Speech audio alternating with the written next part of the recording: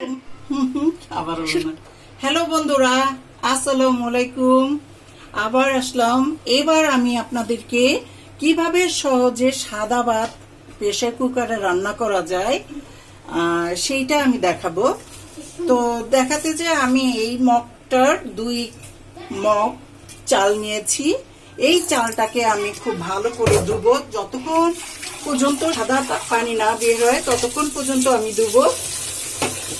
ভালো করে ধুয়ে তারপর আমি প্রেসার কুকারে চড়াবো। সাদা ভাত অবশ্য সবাই রান্না করতে পারে। হাঁড়িতে রান্না করলে আধা ঘন্টা লাগে, রাইস কুকারে রান্না করতে গেলেও আধা ঘন্টা লাগে, কিন্তু প্রেসার কুকারে রান্না করতে গেলে মাত্র 15 মিনিটে ভাত হয়ে যায়। সম্পূর্ণরূপে ভাতটা হয়ে যায় 15 মিনিটে। একটা ভাত কমপ্লিট হয়ে সার্ভ করা যায়। তো আমি এখন আপনাদেরকে সাদা ভাত কিভাবে রান্না করা যায় প্রেসার কুকারে অল্প সময়ে সেটা করে দেখাই। চালটা ধুতে ধুতে আমার সাদা পানি বের হলো। এখন আমি চালটা প্রেসার কুকারে দিব। এখন আমি একটা প্রেসার কুকার, এই প্রেসার কুকারে আমি চালটা ঢেলে দিব।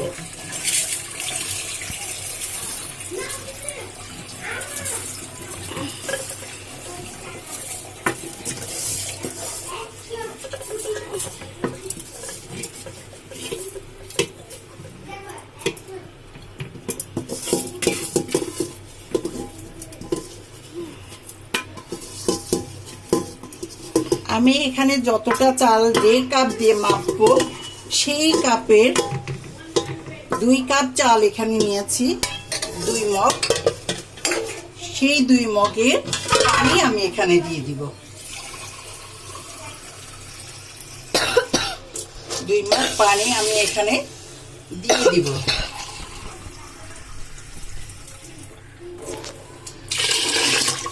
এছাড়াও আরো একটা ভাবে পানি মাপা যায়। চালটাকে এইভাবে সোজা করে ভিতরে হাফটা চালের উপর রেখে হাফ হয়েছে কিনা বা পানি ঠিক আছে কিনা সেটা আমাকে দেখতে হবে। 2 কর আঙ্গুল আমাকে পানি হতে হবে। তো এখানে একটু পানি কম হয়েছে, আমি আরো হাফ কাপ, 2.5 কাপ পানি এখানে দিলাম।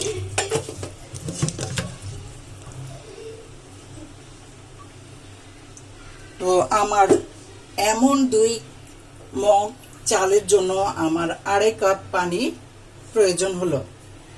এখন আমি, অনেকে বলে ভাতটাকে সুস্বাদু করার জন্য চালের মধ্যে যদি একটু লবণ দেওয়া যায় ভাতটা খুব স্বাদের হয়। সেজন্য আমার হাজবেন্ড বলেছে যে ভাতের মধ্যে একটু লবণ দিলে ভাতটা খুব সুস্বাদু হয়। তাই আমি ভাতের মধ্যে লবণ দিয়ে পরীক্ষা করে দেখেছিলাম, সত্যিকারে ভাতটা খুব মজার হয়েছিল। তো আমি হাফ চা চামচ লবণ দিয়ে দিলাম। এবার আমি প্রেসার কুকারটাকে আটকাবো এবং চুলার পরে দিব। চুলার পরে দেওয়ার পরে 10 থেকে 12 মিনিটের মধ্যে 3টা হুইসেল দিবে। 3টা হুইসেল দিলেই আমার ভাতটা কমপ্লিট হয়ে যাবে।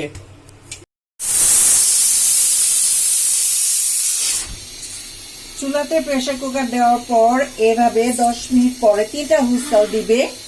10 থেকে 15 মিনিটের মধ্যেই হুইসেল দিবে। একটা হুইসেল হলো।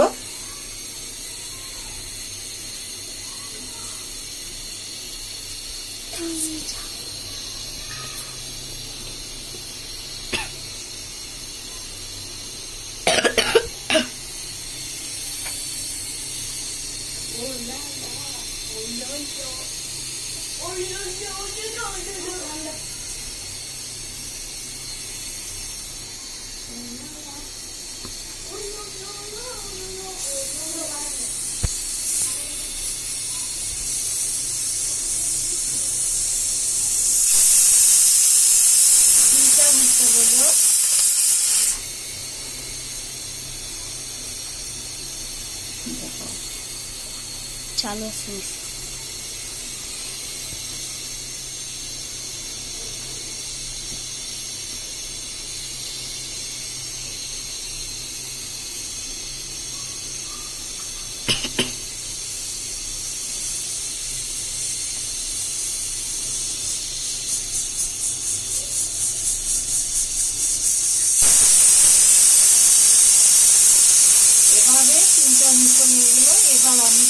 বন্ধ করে দিব।